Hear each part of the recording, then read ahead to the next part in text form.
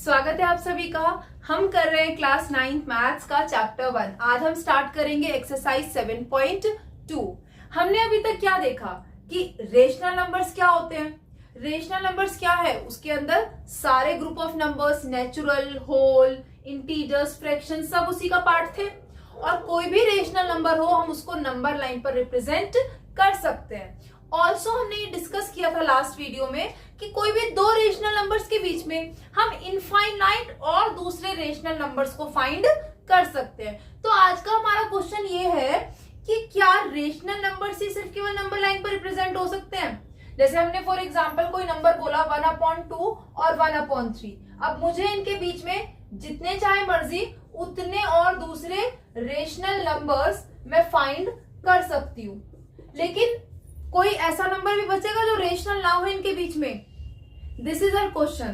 तो यस, कोई भी दो नंबर्स के बीच में हम इनफाइनाइट रेशनल नंबर्स तो फाइंड कर ही सकते हैं। इसके अलावा देयर कैन बी पॉइंट्स, क्योंकि हर पॉइंट नंबर लाइन पर किसी ना किसी नंबर को रिप्रेजेंट करेगा। तो कुछ ऐसे नंबर्स भी हो सकते हैं जो कि हम P/Q की फॉर्म में ना लिख पाए। तो ऐसे नंबर्स जिनको हम P/Q की फॉर्म में नहीं लिख पाए, लेकिन वो भी नंबर है जो कि दो नंबर्स के बीच में लाई कर रहे हैं, किसी ना किसी पॉइंट को रिप्रेजेंट करेंगे। तो ऐसे नंबर्स को हम कहते हैं इररेशनल नंबर्स। तो आज हम इन्हीं के बारे में पढ़ेंगे। अब तक हमने क्या पढ़ा? अब तक हमने पढ़ा नेचुरल, होल, इंटीजर्स, फ्रैक्शंस और फिर लास्ट में आया रेशनल। अब आज हम पढ़ेंगे कि अगर कोई नंबर रेशनल ना हो। रेशनल के लिए हमने कंडीशन पढ़ी थी कि कोई भी नंबर रेशनल कब होता है। कोई भी नंबर रेशनल कब होता है? जब वो P/Q यानी कि न्यूमरेटर अपॉन डेनोमिनेटर की फॉर्म में रिप्रेजेंट हो। और ये जो न्यूमरेटर और डेनोमिनेटर है ये क्या होंगे हमेशा? These P and Q should always be integers। और डेनोमिनेटर Q क्या होगा हमारा? कभी भी 0 नहीं होगा। ये कंडीशन हमने पढ़ी थी, लेकिन मैं कह रही हूं कि ये कंडीशन है ना, तभी कोई वो नंबर्स को डिफाइन कर रहा है। अगर इस कंडीशन से बाहर कोई नंबर निकल जाए, कंडीशन है कि P/Q की फॉर्म में होने चाहिए न्यूमरेटर अपॉन डेनोमिनेटर, और न्यूमरेटर डेनोमिनेटर दोनों क्या होंगे? इंटीजर्स होंगे। Q not equals to 0। लेकिन कोई ऐसा नंबर जो इंटीजर ही ना हो या जिसको हम P/Q की फॉर्म में ही रिप्रेजेंट ना कर पाए, तो वो भी किसी ना किसी पॉइंट को रिप्रेजेंट करेगा। ऐसे नंबर्स कहलाते हैं irrational numbers. So how can we define irrational numbers? Irrational numbers are those numbers which cannot be represented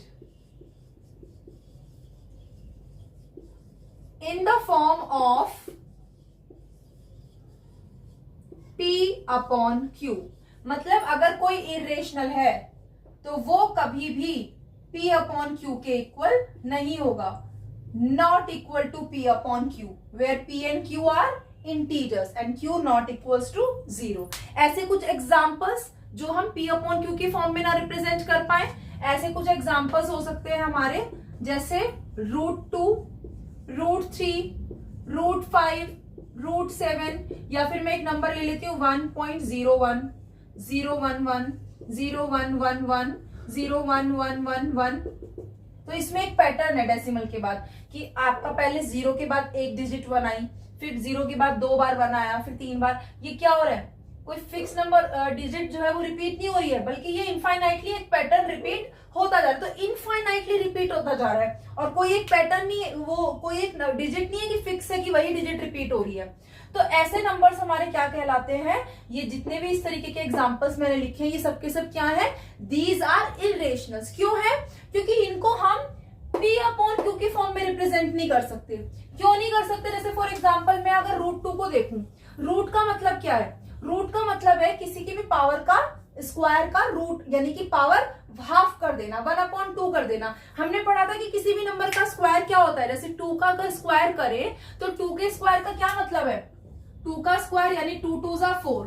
3 का स्क्वायर यानी स्क्वायर मतलब किसी भी नंबर को 2 बार मल्टीप्लाई करना, तो 3 का स्क्वायर क्या हो गया? 3 3s are 9। ये स्क्वायर हो गए। अब स्क्वायर रूट अगर निकालना है, उल्टा करें अगर हम, तो 4 का स्क्वायर रूट करेंगे तो ये क्या होगा? 2। हम जनरली पढ़ते हैं कि पॉजिटिव नंबर है, बट नेगेटिव और पॉजिटिव दोनों नंबर्स हो सकते हैं, क्योंकि पॉजिटिव नंबर का स्क्वायर भी 4 आएगा और -2 का स्क्वायर भी 4 आएगा। तो अभी हम सिर्फ पॉजिटिव से इसको एग्जांपल को क्लियर करते हैं कि क्यों ये इरेशनल्स है। या जैसे 9 है, अगर मैं 9 का स्क्वायर रूट करूं तो वो क्या होगा, 3 होगा। तो स्क्वायर रूट कर रहे हैं, स्क्वायर मतलब किसी की पावर डबल कर रहे हैं, लेकिन रूट मतलब उसकी पावर को हाफ कर रहे हैं। तो लेकिन कुछ ऐसे नंबर भी हो सकते हैं, जैसे 4 तो 2 का स्क्वायर है, 9 3 का स्क्वायर है, लेकिन अगर मैं देखूं 2 और 3, कोई भी ऐसा नंबर नहीं है जिसको 2 बार मल्टीप्लाई करके मुझे 2 मिले या 3 मिले, कोई भी ऐसा नेचुरल नंबर नहीं है ना। तो इसीलिए किसी भी नेचुरल नंबर का या किसी भी इंटीजर का ये क्या है, स्क्वायर नहीं है। तो जब इनका स्क्वायर रूट करेंगे तो हमें इंटीजर तो नहीं मिलेगा, इसीलिए √2 और √3 क्या है, ये रेशनल नहीं है। क्योंकि रेशनल में क्या होता है कि जो ये P/Q है, ये P और Q क्या होने चाहिए, इंटीजर्स होने चाहिए। लेकिन जब मैं √2, √3, √5 ऐसे नंबर्स की बात करती हूँ जो क्या है, जो किसी का भी स्क्वायर नहीं होते, ऐसे नंबर का अगर मैं रूट निकालू तो मुझे कोई भी इंटीजर की फॉर्म में, P/Q की फॉर्म में नंबर नहीं मिलेगा। इसीलिए सारे नंबर्स क्या कहलाए, ये सारे के सारे नंबर्स जो भी मेरे √2, √3, √5, √7, √11 या √15, √1.5, √0.4, क्योंकि वहां पर 0.4 का मतलब क्या हुआ, 0.4 का मतलब हुआ 4/10, तो 4 का तो रूट हो जाएगा, लेकिन 1/10 का नहीं होगा, क्योंकि 10 अगेन क्या है, किसी भी नंबर का स्क्वायर नहीं है। तो ऐसे सारे एग्जांपल्स हमारे, हम इनको P/Q, जहां P और Q इंटीजर है, उस फॉर्म में रिप्रेजेंट नहीं कर सकते। इसीलिए सारे नंबर्स क्या कहलाएंगे, ये सारे नंबर्स कहलाएंगे हमारे इरेशनल्स। तो जब भी अगर कोई आपको डिफाइन करने को बोले या कोई क्वेश्चन आ जाए या नंबर आइडेंटिफाई करने को आए कि इरेशनल्स क्या हैं, तो इरेशनल नंबर्स क्या है, ऐसे नंबर्स जो P/Q की फॉर्म में रिप्रेजेंट नहीं हो सकते। और रेशनल्स क्या है, जो P/Q की फॉर्म में रिप्रेजेंट हो सकते हैं। तो 2 कैटेगरीज मिली हमें नंबर्स की। सारे नंबर्स जो भी हमने देखे थे, नेचुरल, होल, इंटीजर, फ्रैक्शन, वो सब रेशनल्स का पार्ट थे। अब रेशनल है या तो नंबर्स क्या है, irrational है। So group of these rationals and irrationals, they form a group of real numbers। real numbers क्या है, कोई भी नंबर जो हम नंबर लाइन पर वन डायमेंशनल उसमें प्लेन पर रिप्रेजेंट कर सकते हैं। तो कोई भी नंबर जो हमारा नंबर लाइन पर रिप्रेजेंट हो सकता है वो क्या कहलाता है, real number. And real number can be of 2 type. कौन कौन से, या तो रेशनल होंगे नंबर या तो क्या होंगे, इरेशनल होंगे। तो ब्रॉडर उसमें एस्पेक्ट में अगर हम देखें, कोई भी रियल नंबर को हम 2 कैटेगरीज में डिवाइड करते हैं, रेशनल और इरेशनल। तो हमने रेशनल को तो नंबर लाइन पर रिप्रेजेंट करना देखा था कि कोई भी रेशनल है, कोई भी जैसे 1/3, 1/4 या -5/6 या 2, 3, कोई integer, natural number, whole number, उन सबको हम सीखते आ रहे हैं आज तक कि नंबर लाइन पर कैसे रिप्रेजेंट करेंगे। तो आज हम अब देखेंगे कि हम इरेशनल नंबर्स, यानी कि जो ये रूट वाले नंबर हैं या जो इस तरीके के नंबर हैं, हम ऐसे नंबर जो कि इरेशनल हैं उन्हें हम कैसे नंबर लाइन पर रिप्रेजेंट करेंगे, वो हम अब देखते हैं। तो अब हम देखते हैं कि हम इरेशनल नंबर्स को किस तरीके से नंबर लाइन पर रिप्रेजेंट कर सकते हैं। जैसे हम एक इरेशनल नंबर, एक एग्जांपल ले रहे हैं √2। अगर हमें दिखाना है कि √2 नंबर लाइन पर कैसे आएगा, देखो अगर हम नॉर्मली देखें तो नंबर लाइन पर जब नंबर्स को रिप्रेजेंट करते हैं तो हम किस तरीके से नेक्स्ट काउंटिंग नंबर्स को रिप्रेजेंट करते हैं, 0 के बाद 1, 2, 3, 4। अब क्योंकि ये 0 से 1 तक ये 1 यूनिट है, 1 से 2 तक ये 1 यूनिट है, तो जो गैप होता है हर नंबर के बीच में वो भी कैसा होता है, इक्वल होता है। तो यहाँ पर मुझे √2 दिखाना है कि इन सब नंबर्स में बीच में √2 कहाँ आएगा। तो उसके लिए हम एक बार रिकॉल करते हैं जरा पाइथागोरस प्रॉपर्टी। हमारी पाइथागोरस प्रॉपर्टी क्या होती है कि अगर मैं किसी भी राइट एंगल ट्राइंगल को लूं, राइट एंगल ट्राइंगल मतलब ऐसा ट्राइंगल जिसमें एक एंगल कितने डिग्री का होता है, 90 डिग्री का होता है। तो अगर मैं कोई भी राइट एंगल ट्राइंगल लूं तो उसमें अगर ये 90 डिग्री का एंगल है तो इसके सामने जो अपोजिट साइड होगी वो हमेशा इस ट्राइंगल की लॉन्गेस्ट साइड होती है, जिसे हम हाइपोटेनस h से रिप्रेजेंट करते हैं। और जो ये दोनों साइड्स एक दूसरे के ऊपर 90 डिग्री बना रही है, इन दोनों साइड्स को हम, ये एक हमारा क्या हो जाता है बेस और दूसरा क्या हो जाता है परपेंडिकुलर। तो पाइथागोरस प्रॉपर्टी के अकॉर्डिंग इन तीनों साइड्स में एक रिलेशनशिप होता है कि जो लॉन्गेस्ट साइड है हाइपोटेनस, उसका स्क्वायर इक्वल होगा p² + b² के। तो हम इसी प्रॉपर्टी को यूज करके किसी भी इरेशनल नंबर को नंबर लाइन पर रिप्रेजेंट कर सकते हैं। क्योंकि सारे नंबर्स नंबर लाइन पर आते हैं तो ये इरेशनल्स भी इनके बीच में ही कहीं आने चाहिए। तो हम इनके बीच में उसका पता लगाने के लिए क्या करेंगे, जैसे √2 है हमारा, तो हमें ये पता है कि h² p² + b² के इक्वल होता है। तो हम इस जो भी हमें इरेशनल नंबर चाहिए, जैसे यहाँ पर हमें √2 चाहिए, तो हम क्या करेंगे, यहाँ पर इस रूट के बिना इस नंबर को सोचो कि ये 2 है, तो मुझे यहाँ पर हाइपोटेनस इस तरीके से चाहिए कि ये 2 का यहाँ पर जो भी हमारा √2 है इसका स्क्वायर बनेगा। तो स्क्वायर बनेगा √2 का अगर, तो ये क्या हो जाएगा, 2 ही हो जाएगा।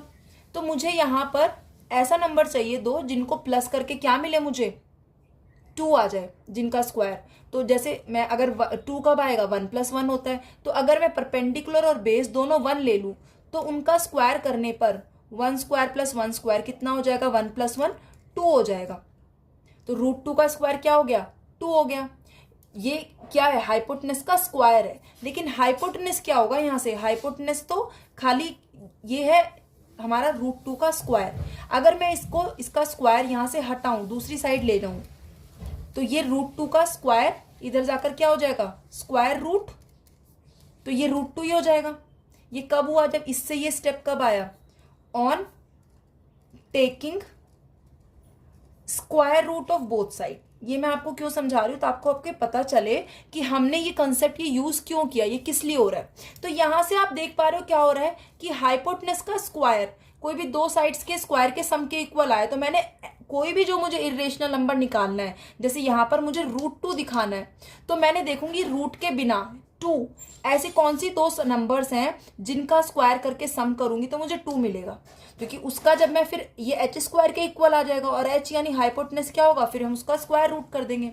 तो जैसे यहाँ पर मुझे √2 निकालना था, तो अगर मैं परपेंडिकुलर और बेस, एक बार और देखते हैं यहाँ पर, अगर मैं ये परपेंडिकुलर और बेस दोनों 1 ले लूं, तो ये जो इनके सामने जो ये हाइपोटेनस है वो क्या होगी। अब अगर मैं इसी चीज से इसको निकालने की कोशिश करूं, तो ये क्या हो जाएगा, h² इक्वल होगा 1² + 1² के।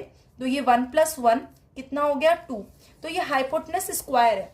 तो हाइपोटेनस क्या हो जाएगा, यहाँ से ये स्क्वायर है, तो इसका मुझे क्या चाहिए, सिंगल पावर चाहिए, तो स्क्वायर रूट करना पड़ेगा। तो यहाँ से स्क्वायर रूट किया तो h, और राइट हैंड साइड में स्क्वायर रूट किया तो क्या आ गया, √2 आ गया। यानी मुझे √2 कब मिलेगा, अगर मैं दोनों साइड्स 1 और 1 ले लूं। अब इस चीज को मैं नंबर लाइन पर कैसे दिखा सकती हूँ, जैसे फॉर एग्जाम्पल ये मैंने हमारी एक नंबर लाइन बनाई। अब मैं इसमें 1 1 यूनिट का गैप ले रही हूं।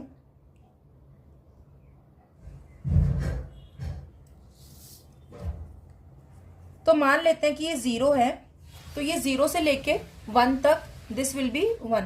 ये थोड़ा मैं आपको विजिबल करने के लिए क्या करती हूँ कि 1 यूनिट को 2 सेंटीमीटर के इक्वल ले लेती हूँ। अदरवाइज आप क्या करोगे, 1 यूनिट को 1 सेंटीमीटर के ही इक्वल लोगे। तो ये मैंने ले लिया कि यहाँ से यहाँ तक ये 1 यूनिट है, दिस इज 1 यूनिट। अब अगर ये 1 यूनिट है तो मुझे क्या चाहिए, ये बेस है मान लो मेरा 1 यूनिट, मुझे इसके ऊपर चाहिए कि अगर मैंने बेस 1 लिया है, जैसे यहाँ इस राइट एंगल ट्राइंगल में, तो परपेंडिकुलर भी क्या होगा, 1 यूनिट होगा। तो मैं इसके ऊपर 90 डिग्री यहां से बना लूंगी एक लाइन। लेकिन ये कितनी होनी चाहिए, क्योंकि मैंने यहां से ये पॉइंट मान लेते हैं, दिस इज O पॉइंट और ये पॉइंट है A। मैंने O से A 1 लिया है, तो ये बेस अगर मेरा 1 है, ये 90 डिग्री है, तो हाइट भी ये मेरा परपेंडिकुलर भी क्या होना चाहिए, 1 यूनिट होना चाहिए। तो मैं इसको मेजर करूंगी कि जितना मेरा ये है यहाँ से यहाँ तक, उतना ही सेम डिस्टेंस मैं A से लेकर इस परपेंडिकुलर के ऊपर इसको कट कर लूंगी।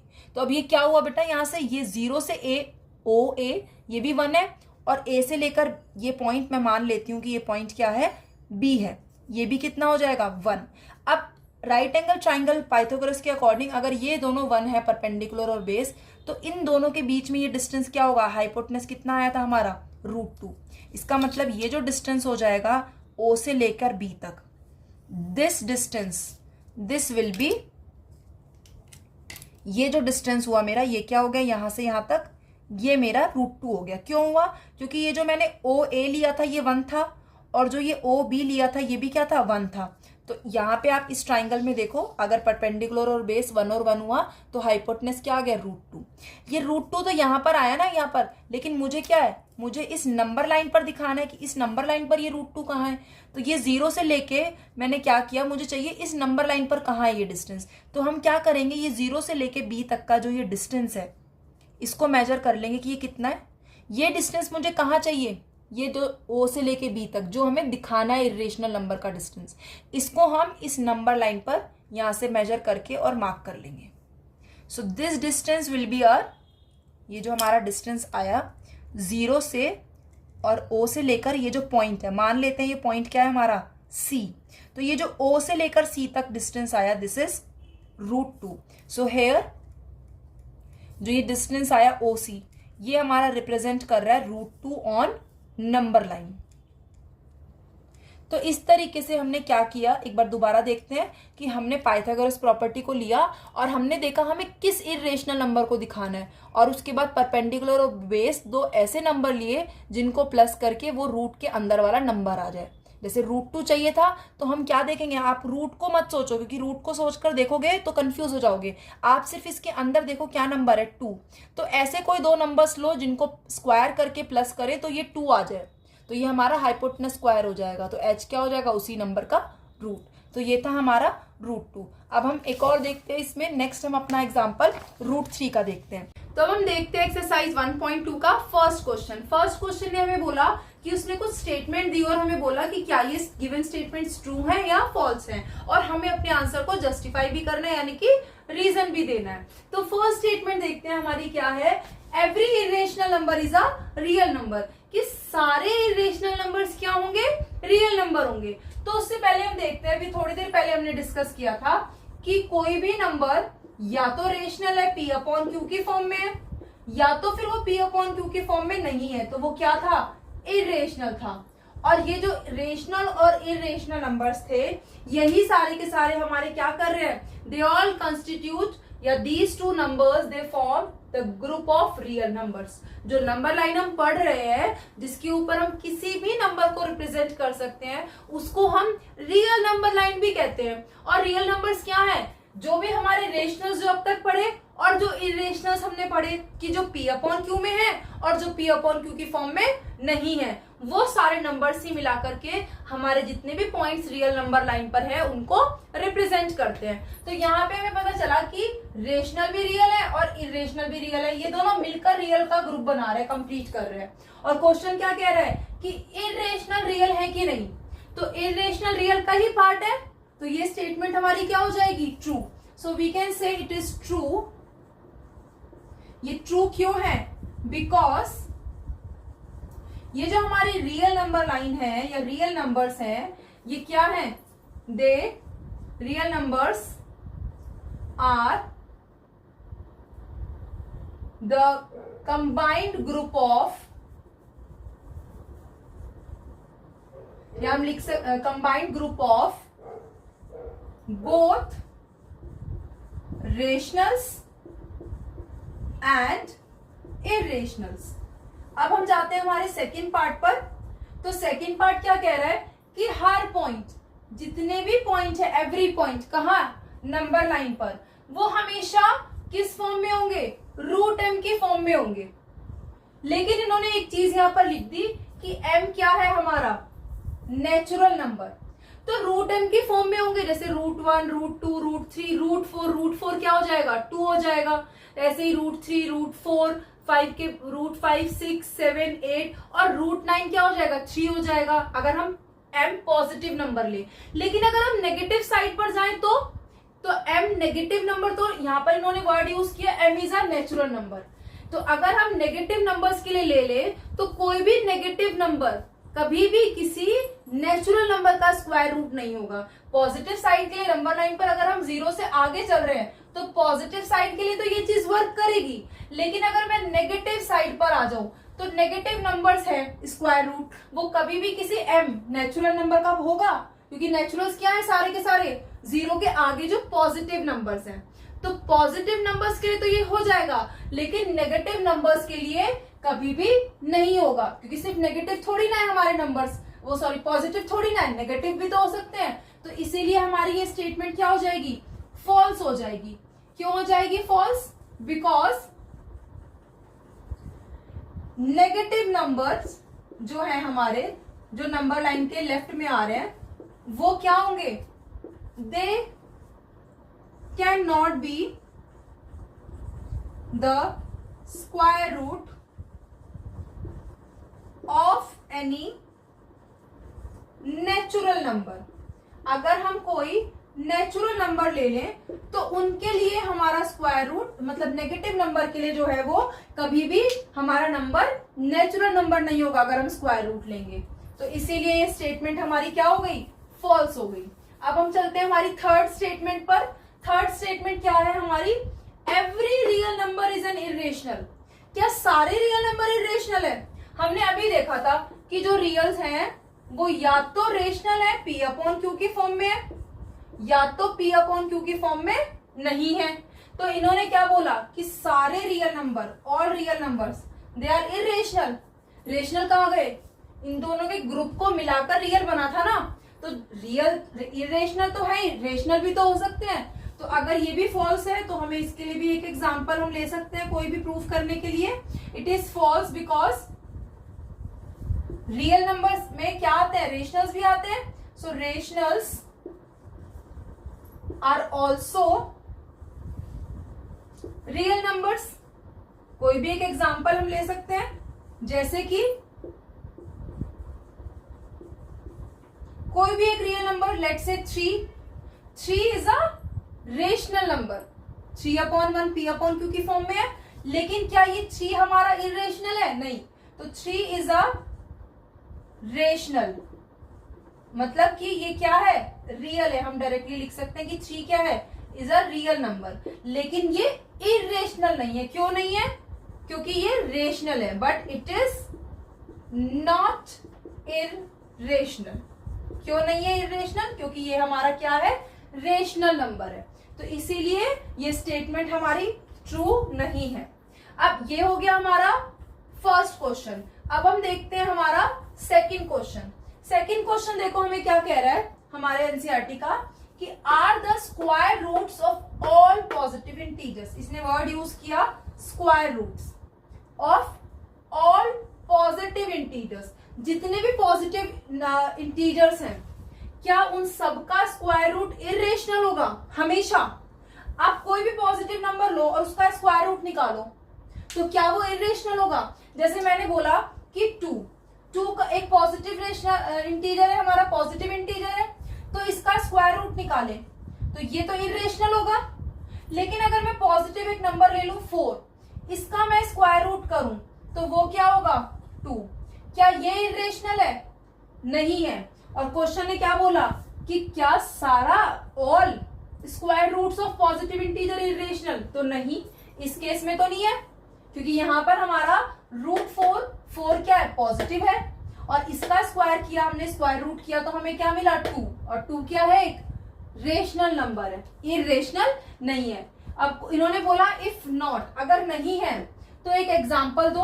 तो एग्जाम्पल हमारे सामने है कि जैसे 4 है, 9 है, 16 है, जो स्क्वायर नंबर्स हैं, जिनका स्क्वायर रूट करेंगे तो हमें कोई ना कोई नेचुरल नंबर मिलेगा। मतलब हमें क्या मिलेगा, कोई ना कोई रेशनल मिलेगा। तो ऐसे नंबर्स का स्क्वायर रूट इरेशनल नहीं होगा। तो ये स्टेटमेंट क्या हो गई हमारी, फॉल्स हो गई। सो हम क्या कह सकते हैं, नो, बिकॉज, या एग्जाम्पल हम दे सकते हैं। एग्जाम्पल विल बी, जैसे अभी हमने लिखा है, कोई और एक बार दूसरा एग्जाम्पल ले लेते हैं, जैसे कि 9 का अगर मैं स्क्वायर रूट करूं तो वो क्या मिलेगा हमें, 3 मिलेगा। फॉर एनी पॉजिटिव इंटीजर उसका स्क्वायर रूट क्या मिला मुझे, अगर मैंने 9 ले लिया तो 3 मिला। और 3 क्या है, it is a rational number and 3 is a rational number, ये इरेशनल नहीं है। तो हमारी ये जो स्टेटमेंट, जो क्वेश्चन ने हमसे पूछा था, ये क्या हो गई, फॉल्स हो गई, कि सारे स्क्वायर रूट्स का जो है पॉजिटिव इंटीजर्स का स्क्वायर रूट वो इरेशनल नहीं होता, रेशनल भी हो सकता है। तो ये था हमारा सेकंड क्वेश्चन। अब थर्ड क्वेश्चन है हमारा क्या, कि √5 को नंबर लाइन पर रिप्रेजेंट करना। तो जैसे हमने अभी देखा था कि कैसे हम √2, √3 या इस तरीके के इरेशनल्स को नंबर लाइन पर रिप्रेजेंट कर सकते हैं, अब हम देखते हैं √5 को कैसे कर सकते हैं। तो अब हम अपना नेक्स्ट एग्जाम्पल देखते हैं कि अगर √3 आ जाए तो उसको हम किस तरीके से इसी तरीके से नंबर लाइन पर रिप्रेजेंट कैसे कर सकते हैं। तो आप देखो, जैसे हमने देखा था कि हमने क्या किया था, हमने पाइथागोरस थ्योरम से हम दो ऐसे नंबर्स लिए थे जिनको स्क्वायर करके प्लस करने पर रूट वाला नंबर आए। तो इस बार हमारे पास रूट में क्या है, 3 है। तो हमें क्या करना है कि ये 3 हमें हाइपोटेनस में बनाना है। तो हमें ऐसे दो नंबर देखने हैं जिनको स्क्वायर करके अगर मैं प्लस करूं तो मुझे 3 मिले। तो 3 कौन से दो नंबर्स को प्लस करके मिल सकता है, नेचुरल नंबर्स को, 1 और 2। तो अगर मैं 1 और 2 को प्लस करूंगी तो मुझे 3 मिलेगा। तो यानी कि मैं एक 1 का स्क्वायर ले लूं और दूसरा मुझे 2 चाहिए, 2 का स्क्वायर थोड़ी ना करना है। तो 2 क्या है, किसको स्क्वायर करूं कि 2 आए। अभी अभी हमने थोड़ी देर पहले देखा कि √2 का स्क्वायर क्या होता है, 2 होता है। तो हम यहाँ पर क्या ले सकते हैं, √2 ले सकते हैं दूसरा नंबर। अब देखो इससे क्या होगा, 1 का स्क्वायर तो 1 है और √2 का स्क्वायर क्या होगा, 2। तो 1 + 2 3 हो गया। h² 3 है तो h क्या हो जाएगा, √3 हो जाएगा। इसका मतलब मुझे √3 दिखाने के लिए कौन से दो नंबर्स चाहिए, परपेंडिकुलर और बेस, एक 1 चाहिए और एक √2 चाहिए। तो इस बार मुझे जो राइट एंगल ट्राइंगल √3 के लिए चाहिए वो क्या चाहिए, अगर बेस 1 लिया है तो एक 1 है तो दूसरा क्या होना चाहिए, √2 होना चाहिए। और इन दोनों के बेस और परपेंडिकुलर से जो साथ में 90 डिग्री पर राइट एंगल ट्राइंगल मिलेगा, वहां मुझे हाइपोटेनस पे ये क्या मिलेगा, √3।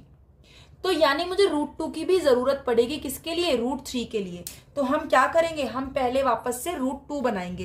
किस तरीके से बनाएंगे, सबसे पहले हमने क्या किया, हमने एक नंबर लाइन को बनाया। उसके बाद ये मान लेते हैं हम पॉइंट्स मार्क करेंगे इक्वल इक्वल गैप पर। तो मान लो ये हमारा 0 है, फिर ये मैंने 1 यूनिट लिया यहाँ पर इतना। तो ये यहाँ दिस इज मान लो पॉइंट O। तो अब ये मेरा 1 यूनिट है, सो दिस इज 1 यूनिट यहां से यहां तक। तो इस पॉइंट को मैंने नाम दे दिया A। अब मुझे पहले √2 बनाना है, तो मुझे चाहिए कि इस पॉइंट पर मैं क्या बनाऊं, एक परपेंडिकुलर 90 डिग्री बनाऊं, क्योंकि 90 डिग्री परपेंडिकुलर बनाएंगे तभी मैं पाइथागोरस को यूज कर पाऊंगी। तो ये मैंने बना दिया एक परपेंडिकुलर। अब इस परपेंडिकुलर पर मुझे जो है डिस्टेंस है वो कितना चाहिए, इसकी जो लेंथ है वो भी चाहिए 1, क्योंकि अगर 1 √2 के लिए हमने क्या देखा था, √2 के लिए हमने देखा था कि अगर बेस 1 है तो परपेंडिकुलर भी क्या होगा, 1 होगा। तो इसीलिए हम यहाँ पर क्या करेंगे, ये बेस 1 है तो मैं इसकी हाइट भी 1 ले लूंगी। तो यहाँ से यहाँ तक का distance with the help of compass हमने मेजर किया कि ये 1 यूनिट इतना है। तो अब मैं A पॉइंट पर रखकर और इस परपेंडिकुलर लाइन को कट करूंगी। सो ये हो गया हमारा पॉइंट B। तो ये A से B तक भी मेरा जो डिस्टेंस आया ये भी कितना आया, ये भी 1 आया। अब 1 और 1 इन दोनों परपेंडिकुलर और बेस के बीच में अगर मैं ये O और B पॉइंट को मिला दूंगी तो ये हाइपोटेनस क्या बनेगा हमारा, जैसे अभी थोड़ी देर पहले बना था, दिस विल बी आवर √2। ये होगा हमारा पॉइंट √2। अब √2 आ गया, लेकिन हमें क्या चाहिए, हमें चाहिए √3। तो √3 कब होगा, जब एक √2 है तो दूसरा उसके ऊपर क्या होना चाहिए, परपेंडिकुलर 1 होना चाहिए। तो इस लाइन के ऊपर मुझे परपेंडिकुलर बनाना है कितना, 1 यूनिट। 1 यूनिट तो हम बाद में नापेंगे, पहले तो परपेंडिकुलर बनाना है। अब देखो इस लाइन के ऊपर ये थोड़ी ना बनेगा, अब मुझे इस बार इसको बेस रखना है। तो मैं इसको इस लाइन के ऊपर यहाँ से इसके ऊपर क्या करूंगी, 90 डिग्री बनाऊंगी। आप 90 डिग्री बेटा D से भी बना सकते हैं और आप कंपास से भी बना सकते हैं। तो ये मैंने इसके ऊपर 90 डिग्री यहाँ पे बनाया। अब मुझे क्या चाहिए, इस बेस के ऊपर √2 के साथ एक साइड क्या होनी चाहिए, 1 होनी चाहिए। और 1 यूनिट मैंने ये नापा हुआ है, OA और AB ये दोनों 1 यूनिट है। तो अब मैं कंपास को पहले 1 यूनिट के इक्वल खोलूंगी और ये जो परपेंडिकुलर √2 बेस के ऊपर बनाया है इसको किस डिस्टेंस पर कट करूंगी, इस 1 यूनिट के इक्वल कट कर दूंगी। तो अब ये क्या हो गया, ये भी मेरा डिस्टेंस यहाँ इस B से लेके, मान लेते हैं ये पॉइंट है C, तो ये B से लेके C तक ये डिस्टेंस भी मेरा कितना आ गया, 1 यूनिट आ गया। ये डिस्टेंस मेरा कितना हो गया था, √2 हो गया था। और √2 और 1 अगर मेरे परपेंडिकुलर और बेस हैं तो इनके बीच में जो हाइपोटेनस बनेगा वो क्या बनेगा, √3 बनेगा। तो अब मैं यहाँ से इसको O से C को ज्वाइन कर दूंगी। तो ये जो मेरा डिस्टेंस है ओ से सी तक, ये ही बना मेरा क्या, √3। ये डिस्टेंस ओ से सी तक मेरा बना √3। लेकिन ये यहाँ पर बना है ना नंबर लाइन पर, मुझे क्या चाहिए, मुझे ये नंबर लाइन के ऊपर चाहिए, यहाँ ऊपर बना हुआ है। तो अब मैं क्या करूंगी, इस डिस्टेंस को यहाँ से मेजर करूंगी कि ये कितना डिस्टेंस है। तो मैं ओ से रखकर सी पर कंपास को कितना खोलूंगी, जितना ये √3 वाली लाइन मेरी आई है। और वही सेम मैं क्या करूंगी बेटा, वही सेम मुझे इस नंबर लाइन पर चाहिए। तो अब मैंने ये ओ पर रखा और सी जितना खोल के इसको कंपास को, और ये यहाँ से जो इसको मैंने आग को बनाया, तो ये जो आग जहां ये नंबर लाइन पे इसको कट करेगी, कितना खोला था मैंने कंपास को, जो √3 का डिस्टेंस आया था उतना खोला था। वहां से मैंने इसको किस पे कट ले, उस डिस्टेंस को कहाँ पे नापा, नंबर लाइन पर। तो ये जो डिस्टेंस मेरा इसका नंबर लाइन पर आया ओ से लेकर, मान लेते हैं ये पॉइंट है क्या, डी। तो ये जो ओ से डी का जो डिस्टेंस है, ये वाला डिस्टेंस, ये मेरा क्या आ गया, √3। किसके ऊपर आया, ये नंबर लाइन के ऊपर। तो इस तरीके से मैंने पाइथागोरस प्रॉपर्टी को यूज करके क्या किया, यहाँ पर √3 को, एक इरेशनल नंबर को नंबर लाइन के ऊपर रिप्रेजेंट किया। क्योंकि इरेशनल हो या रेशनल हो, ये दोनों के दोनों ही क्या है, रियल नंबर है। और ये हमारी रियल नंबर लाइन है, हम किसी भी नंबर को नंबर लाइन पर इस तरीके से रिप्रेजेंट कर सकते हैं। अब हमारा देखते हैं इसी तरीके से आगे जो क्वेश्चन है एक्सरसाइज के। तो अब हम देखते हैं हमारा क्वेश्चन नंबर 3, जो हमें क्या कह रहा है कि हमें शो करना है √5 को ऑन नंबर लाइन। तो ये एक इरेशनल नंबर है, और हमने स्टार्टिंग में जब ये समझा था कि कैसे इरेशनल नंबर्स को रिप्रेजेंट कर सकते हैं, तो उसमें हमने एग्जांपल्स देखे थे कि हम किस तरीके से √2 को नंबर लाइन पर रिप्रेजेंट कर रहे थे और किस तरीके से हमने √3 को नंबर लाइन पर रिप्रेजेंट किया था। हमने इन दोनों ही केस में क्या किया था, हमने पाइथागोरस प्रॉपर्टी को यूज किया था। मतलब हमें क्या करना है, हमें सोचना है एक ऐसे बेस और परपेंडिकुलर का पेयर, मान लो ये एक राइट एंगल ट्राइंगल है, तो ये बेस और ये परपेंडिकुलर, इस तरीके से सोचना है कि ये मेरा क्या आ जाए, √5 आ जाए। तो मैंने आपको क्या बताया था कि आप सिर्फ ये देखो कि जो रूट में नंबर है 5, ऐसे कौन से दो नंबर्स हो सकते हैं जिनका स्क्वायर करके मैं प्लस करूं तो 5 आए। जैसे 2 + 3 5 है, तो 2 और 3 का स्क्वायर तो नहीं करेंगे तो फिर तो 5 नहीं मिलेगा। तो मुझे ऐसे नंबर सोचने हैं जिनका स्क्वायर करके मुझे 5 मिले। जैसे इधर हम देख लेते हैं, मान लो मैंने बोला कि 2 + 3 5 होगा, है ना, बट मैं आपको क्या कह रही हूँ कि ऐसे नंबर सोचो जिनका स्क्वायर करके मुझे 5 मिले। तो आप 2 और 3 की जगह √2 और √3 तो ले सकते हो, क्योंकि जैसे ही मैं √2 और √3 लूंगी, उनका स्क्वायर लूंगी, तो मुझे 5 मिलेगा। इसके अलावा और हम नेचुरल नंबर्स अगर देखना चाहे तो ऐसे क्या हो सकते हैं, जैसे 2 + 3 5 है, ऐसे 1 + 4 भी तो 5 होता है। तो 1 तो 1 का ही स्क्वायर है, और 4 किसका स्क्वायर है, 2 का स्क्वायर है। यानी कि मैं ये दोनों नंबर्स भी ले सकती हूँ। तो हम √5 को दो तरीके से बना सकते हैं, या तो मैं बेस और परपेंडिकुलर क्या ले लूं, एक √2 और एक √3 ले लूं, जो कि √3 का स्क्वायर 3 और √2 का स्क्वायर 2, और 3 और 2 क्या हो गया 5। तो हमारा हाइपोटेनस क्या आ जाएगा, √5। या फिर मैं इसको थोड़ा सिंपल बना दूं, अगर मैं 1 और 2 का पेयर ले लूं, यानी कि अगर मैं एक 1 ले लूं बेस और परपेंडिकुलर में से, और दूसरा क्या ले लूं 2, तो 1 का स्क्वायर और 2 का स्क्वायर क्या हो गया 5, तो मेरा ये हाइपोटेनस क्या आ जाएगा, 5 आ जाएगा। तो हम इससे इजीली बना सकते हैं, तो इसी से हम देखते हैं। तो ये क्या हो जाएगा हमारा, जैसे यहाँ पर अभी हमने देखा कि hypotenuse square equals to perpendicular square plus base square होता है यूजिंग पाइथागोरस प्रॉपर्टी। तो हमने क्या किया, हमने देखा कि अगर मैं 1 और 2 ले लूं बेस और परपेंडिकुलर, यानी कि 1 का स्क्वायर और 2 का स्क्वायर ले लूं मैं, तो ये 1 का स्क्वायर 1 और 2 का स्क्वायर 4, तो 1 + 4 कितना हो गया 5। हाइपोटेनस स्क्वायर आ गया 5, लेकिन हम h हाइपोटेनस की बात करेंगे तो ये स्क्वायर है ना, तो ये क्या कर देंगे हम दोनों साइड का स्क्वायर रूट, तो यहाँ से पावर हट गई इसकी और इधर आकर पावर हाफ हो गई, तो ये क्या हो गया h किसके इक्वल हो गया, √5 के। तो √5 के लिए हमें नंबर लाइन पर क्या चाहिए, पहले 1 और 2 चाहिए एज बेस एंड परपेंडिकुलर। तो अब हम क्या करेंगे, हम सबसे पहले एक नंबर लाइन बनाएंगे,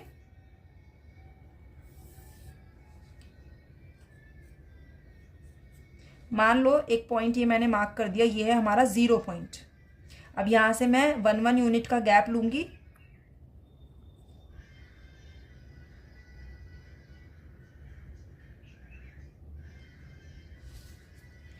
तो मैं मान रही हूँ कि ये मेरा यहाँ से यहाँ तक दिस इज मेरा ये 1 यूनिट है, ठीक है।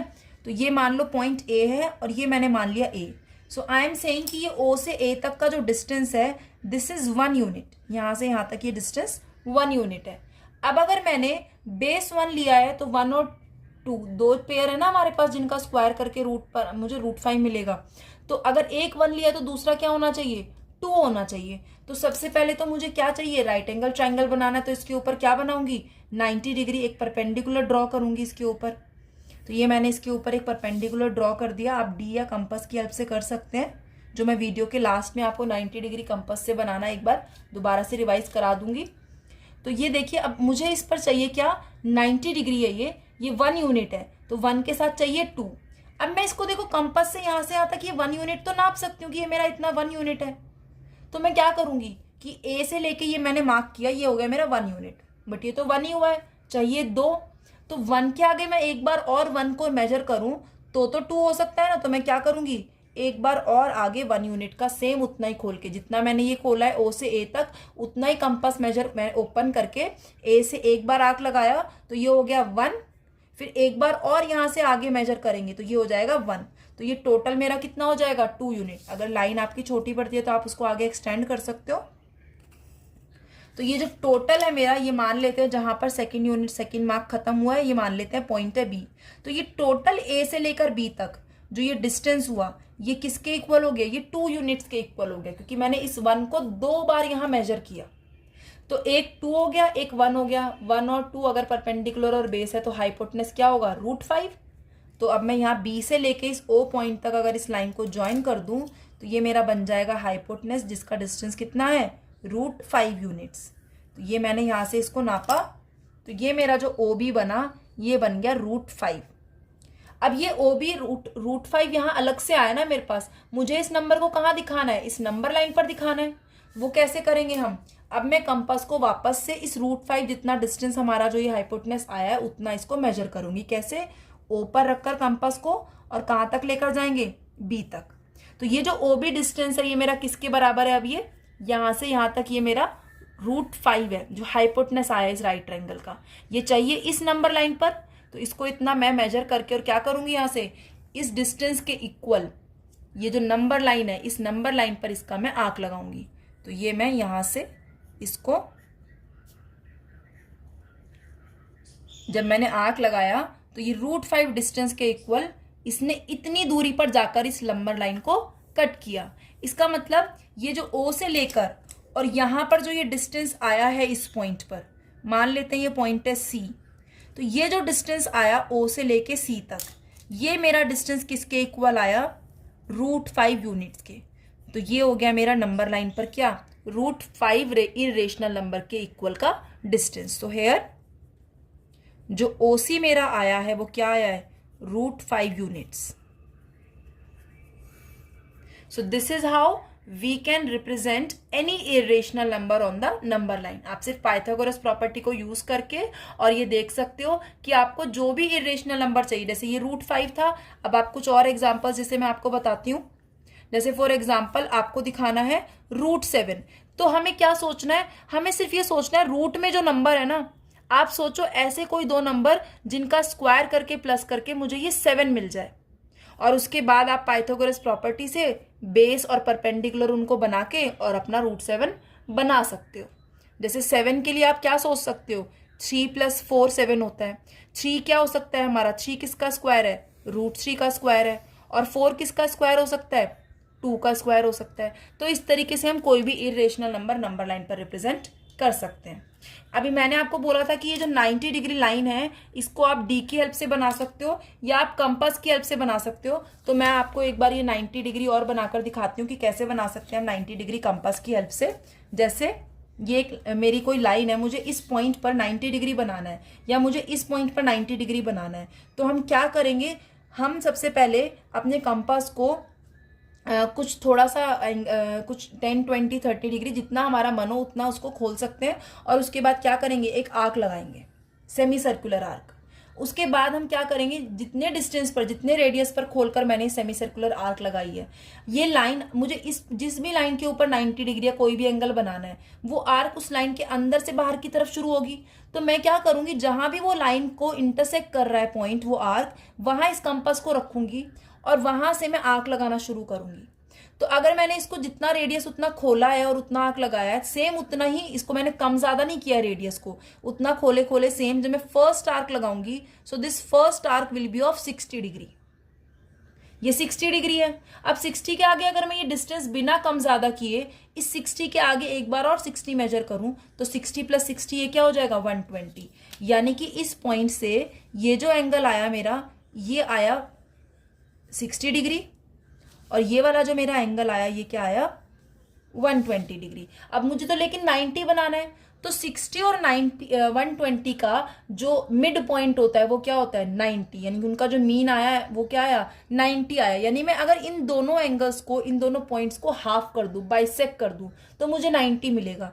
तो इसीलिए 90 के लिए क्या करते हैं बेटा, ये जो 60 और 120 है बाइसेक्ट कर देते हैं। बाइसेक्ट कैसे करते हैं, दोनों से इक्वल हम रेडियस खोल के कंपास को और आर्क लगा देंगे। एक बार 60 पर रखकर हम ऊपर एक आर्क लगाएंगे और सेम उतने ही रेडियस का मैं 120 के पॉइंट, इंटरसेक्टिंग पॉइंट पर रख करके ऊपर एक आर्क लगाऊंगी। दोनों आर्क जहां भी एक दूसरे को इंटरसेक्ट कर रहे होंगे वो पॉइंट जो है हमें देगा 90 डिग्री। यानी कि उस पॉइंट को मैं अपने जो भी पॉइंट ऑफ मेरा एंगल है, वर्टेक्स है, उससे इसको ज्वाइन करा दूंगी। तो ये जो मेरी लाइन बनी है, this line is of 90 degree. तो इस तरीके से आप 90 डिग्री बना सकते हो। अदरवाइज आप डी का भी यूज कर सकते हो अगर एग्जाम में टाइम की शॉर्टेज है। सो ये थी हमारी एक्सरसाइज 1.2।